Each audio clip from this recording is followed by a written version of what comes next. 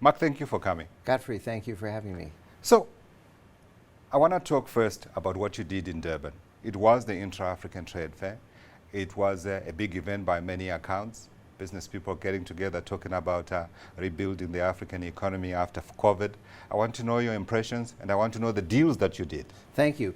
Well, the trade fair was a huge success. We were really proud as CBZ, Commercial Bank of Zimbabwe, to be one of the prime sponsors of the event.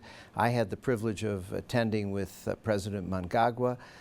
We were pleased to announce $28 million in financing from Afrexim Bank in a special facility, and we're targeting at least a half a dozen companies in the mining sector and in the agricultural sector right now, and we're very pleased with that support. Yeah. Now, we all know that, as I was saying, the journey that Zimbabwe has traveled. I have made reference to the fact that it used to be the second largest economy in Southern Africa. It no longer is, of course. I think Mozambique is bigger. I think Angola is bigger. Zambia may be bigger. There's a story there. Let's talk about what you are seeing as a bank working within Zimbabwe and funding companies and trying to earn a decent return on investment for your investors. What's the situation like? We hear many stories, one on the government side, one from the opposition, one from critics who will never go away. Let me give you my perspective, because Please. I came to Zimbabwe in January in 2018. I was asked by President Mnangagwa to come, and he later asked me and encouraged me to consider becoming chairman, which I now have the privilege of doing right now.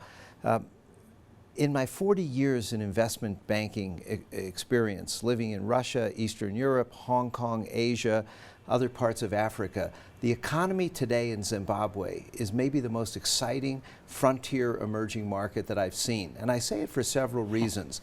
After a very closed government for many years, this President Mnangagwa, has opened the strategic mining sectors of diamonds and platinum to anyone. It previously was only under the purview of indigenous Zimbabweans. Yeah. He came to a $3.5 billion settlement with white farmers and recruited somebody like me to come in and clean house. And as a result of the reforms that we have made at the bank and under the great leadership of Dr. Blessing Manavatu and our impressive team, we are making a huge difference. In the agriculture sector alone, we're going to make $350 million US in loans to the sector. Yeah. And I'm convinced, Godfrey, that as a result of the work that we did last year in the agricultural sector at the encouragement of the government, yeah, Zimbabwe became a net exporter of grain and maize for the first time in 7 years. Yeah, which is exciting news, no question about that. The reform story has been well carried.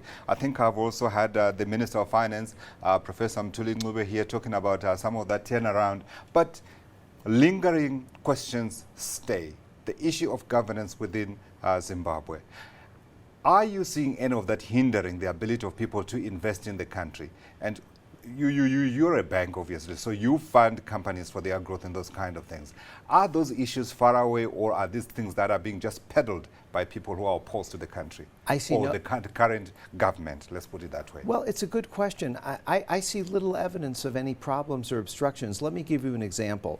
So when I came in as chairman, the CEO and I together dismissed 8 of the top 13 people in the bank. Yes, we found mismanagement. Yes, we found problems, but we cleaned them all up. We did such a good job that the U.S. Treasury Office of Foreign Asset Control lifted penalties of $385 million and removed sanctions on our bank last year. And if you look at the team, if you look at the young people, if you look at the work we're doing in investment banking, we're moving into forming a carbon credit exchange in Zimbabwe on the Vic Falls market. Yeah. We're going to be the first in Africa to do anything like this. So yeah. I'm really excited. And if you look at the country, the president has unshackled the economy. Yeah. It's about to roar. And I'll tell you what impresses me most about the Zimbabwe economy. Yeah. In spite of huge burden of 10% interest rates to the World Bank and all the other burdens, yeah. It's a miracle that this economy is doing as well as it is. And as the world begins to see the reforms that are taking place under President Mnangagwa, yeah. the sky's the limit. One of the challenges, of course, remains inflation. And when you talk about inflation in Zimbabwe, you've got to talk about the exchange rate and its management. What are you seeing in terms of concrete steps that are being taken by the government to resolve the issue of the exchange rate as a way of, obviously, of containing inflation? Yeah. Well, it's a good question. First of all, it's becoming more stable. Has it? Yes, and I'll give you some examples. But still managed? People are learning how to manage and live with it. So, for instance, in September of 2019, when I became chairman of this institution, 14% of our deposits were in U.S. dollars. Today, it's 52%. So we're transitioning and we're catering to people's desire for stability. And the government is definitely not minding at all people moving into parallel currencies. And I believe this is a transitional step, and the currency will stabilize, it will be more secure, and will serve the people very well. Yeah. This question is probably one that's not fair to ask you, but I'll still ask you the question anyway, sure. Because I think it was last week or a week before where we heard that the IMF is saying that Zimbabwe's debt is just too large. It needs restructuring, but at the same time, it can't be restructured until Zimbabwe clears all those other issues that it has outstanding with the IMF and other debtors. In your thoughts, what should be done here? Is there any way in which Zimbabwe perhaps could find its way out of this difficult situation? Yes. So first of all, the IMF, the World Bank, the IFC, the multinational organizations should look at the progress that has been made in the last 3 years in Zimbabwe. Sure. And they should give proportional credit and reward for proportional progress. Right now, unfortunately, they stick to the same old lines. I mean, they have a very Procrustean view of the world. For instance, the IMF would say, somebody could freeze to death here or boil to death here, and that's their prescription. They don't understand that the solution is a blended temperature in the middle. It's the egg and the chicken situation, isn't it? I think so, but the world is realizing, and certainly the United States and the West is appreciating Zimbabwe's strategic importance. The fact that some of the largest lithium reserves in the world today exist in Zimbabwe. Let's talk about that. We talk about the lithium reserves. I think we also talk about the platinum deposits, the second largest in the world. But for them to be exploited, you need to create the environment to be able to attract the technology, the expertise, as well as the capital to develop those things. Are you seeing any signs now that even in the current regime we could be able to attract those things, or do we have to wait until the politics is fixed? Godfrey, we're lending to those sectors very aggressively right now. Are you? Yes. Tell me. Well, we know those sectors. We're investing in the gold sector, in the platinum sector. And when I say investing, we're loaning and we're supporting our clients. And I can tell you right now, in the pipeline, there are transactions that I'm not at liberty to discuss, but that we'll be ready to announce soon, which will show genuine, substantive progress. In which sector? In minerals and natural resources.